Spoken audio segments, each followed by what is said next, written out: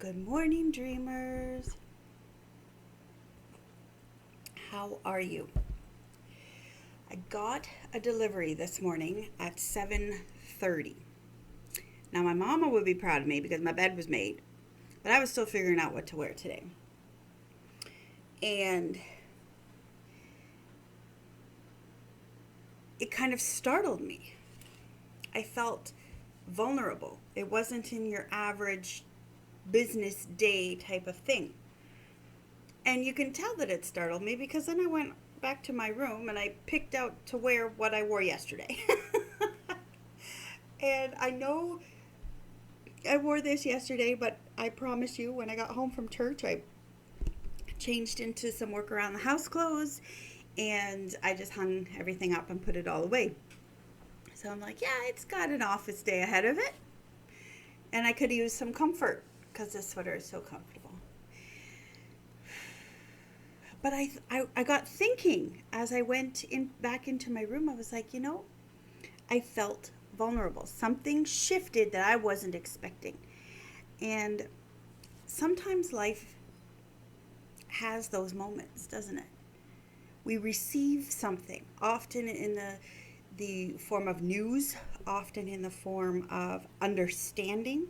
When we look at what's going on in Afghanistan, what's going on in Haiti, when we look at that, they weren't expecting it. Life smacked them so hard. And all of a sudden, a global pandemic pales. It also smacked them hard, 18, 19 months ago, because it hit us all hard. But now there's something that's happening to them by people who should be safe people, but they're not. They're not safe people just because they were born and raised in the same country, just because they have the same nationality doesn't make them safe. And they're vulnerable. They are receiving messages that they have no control over. It's extremely inconvenient to pack when you have an entire home full of things, and to pack one change of clothes and rush your family to an airport, screaming out to God, please let us get a seat on one of the last planes out.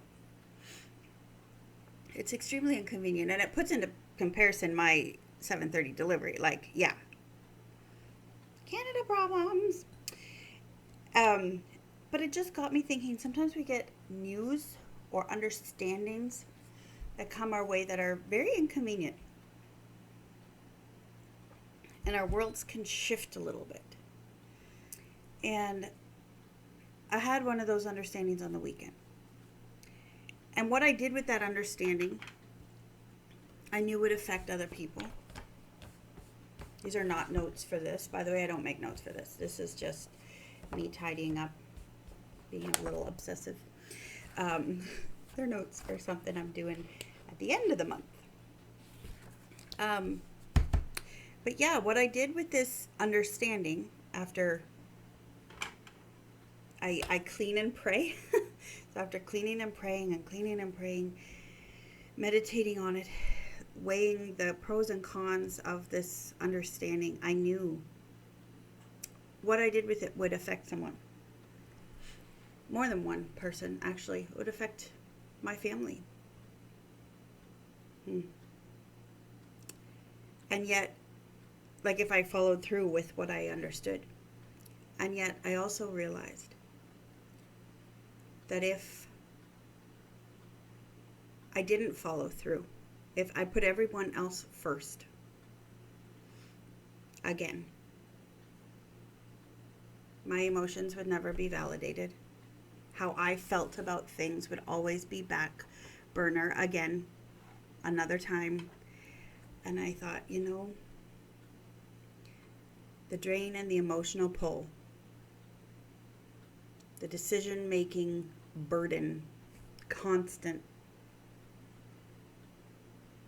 I would have to live with that again all over again. And I would be going in with my eyes wide open. And I knew that understanding had to be followed through on.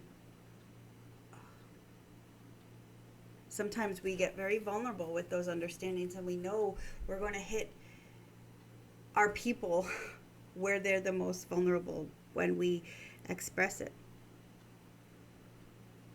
I lost a friend earlier this month for the same thing, and God was saying, no, again, tell the truth.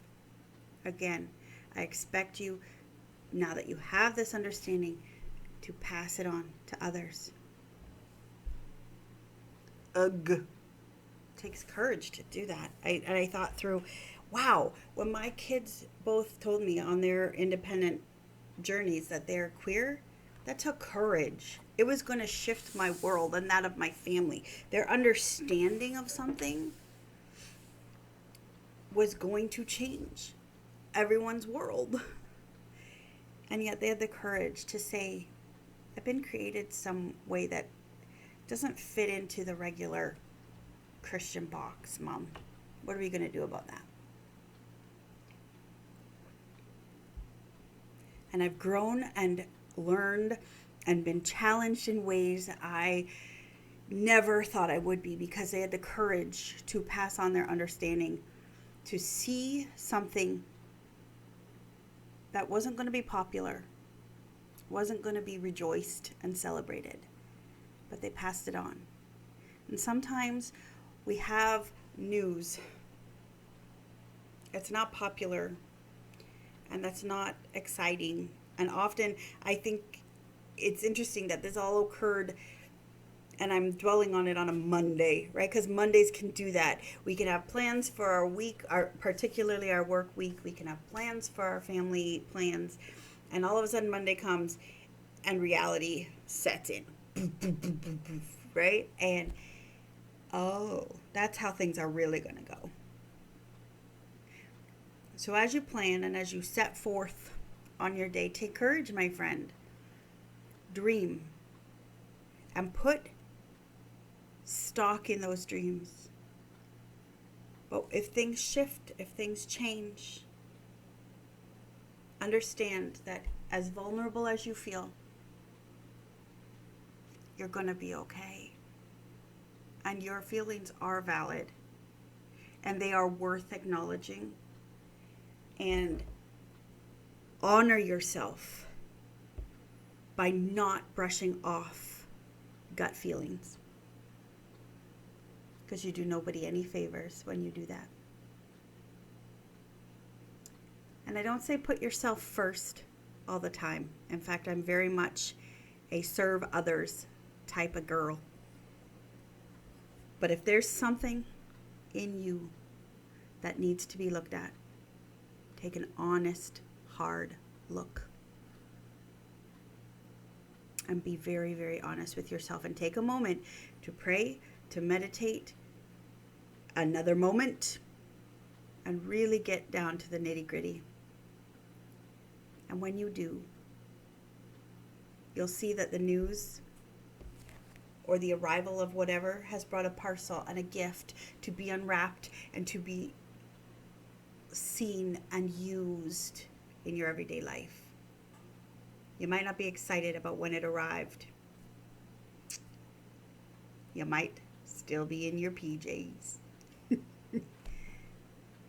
But go, get dressed, put on your clothes, grab your coffee, and realize you're gonna be okay. Have some sweet dreams along the way. Bye.